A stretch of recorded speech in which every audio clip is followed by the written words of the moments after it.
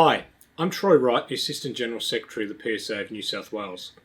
We're recording a video today to try and explain the announcements on Tuesday in the state budget for our members.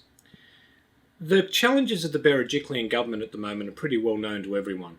They've got some crazy policies that don't suit anyone's purposes. They're proposing, for example, to build stadiums in Sydney that no one seeks nor requires. They've been in the process of constructing a light rail through the CBD, which has experienced enormous budgetary blowouts. Their answer to traffic congestion is building tollways that won't serve the people, but rather profit the private providers.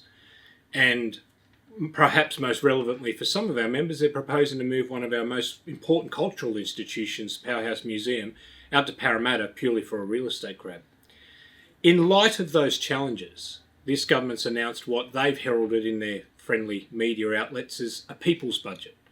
A people's budget that they claim is returning the focus of their government to the people in New South Wales. And it has things such as $100 vouchers for families for their children to attend art classes and things like that, or $150 baby hampers.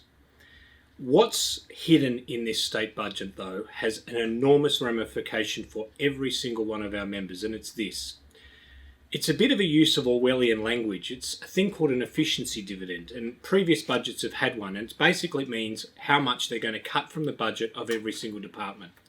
Previous years, it's been around 1%, and then it went up a couple of years ago to 2%. We've been struggling. All of our members have been struggling under the burden of that efficiency dividend in the past.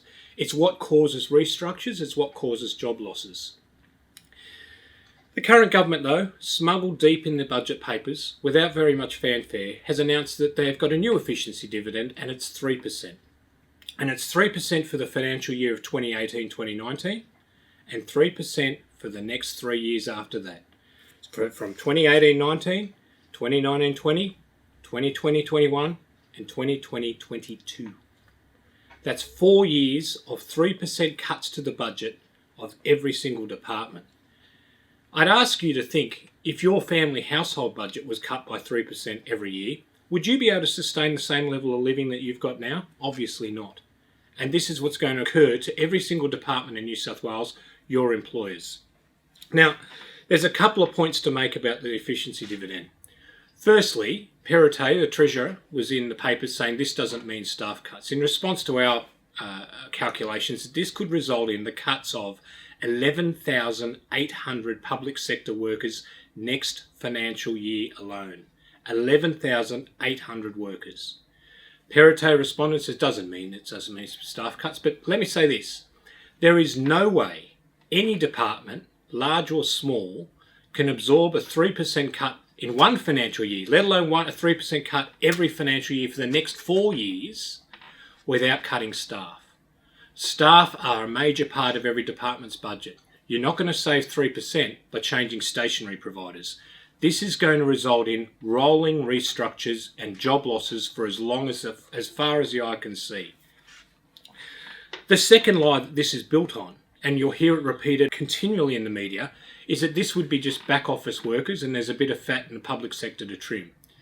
Let me assure you, I know that's not true. Stuart and Kylie know that's not true, and everyone at the PSA know that's not true in anyone's workplace. We visit many workplaces, and there is not a brigade of bureaucrats sitting in a back office achieving nothing. We know, and it's our message to government, that every single public sector worker right now is working harder than ever delivering frontline services. There is no fat to trim. These aren't cuts to the bone, these are cuts into the bone. And if they proceed, it'll be a disaster for the public sector. The third point we want to make is this. This is the sort of cut a government would exercise in times of austerity, in times that they are in enormous financial debt and they need to wind operations back to service that debt. The New South Wales state government isn't in those times. It's in a time of boom surplus. It's boasting a $3.9 billion surplus this year. Yet somehow, it's decided that it is necessary to cut the very core functions that it's required to perform. This will be a hot issue into the next election. The state government thinks, the Berejiklian state government thinks this is a great budget. This is something that people will want and people that will want to vote for. Let me assure you, as members of the PSA, we will be doing everything we possibly can at our end in leading a campaign saying $100 vouchers and $150 hampers are not what the people in New South Wales need. What the people in New South Wales need is a resourced and established and respected public sector that isn't having its budget cut every year, rather that it's got its stable budget and it can service the people of New South Wales. So moving forward, all we ask of members at this stage is when we launch our campaign, please get involved. We're going to need member support leading right up to the state election, because if this budget proceeds to be implemented the way it's proposed, we know that many of our members stand to lose their jobs, and that's not something that services you. It's not something that services the people in New South Wales, and it's not something that services our state.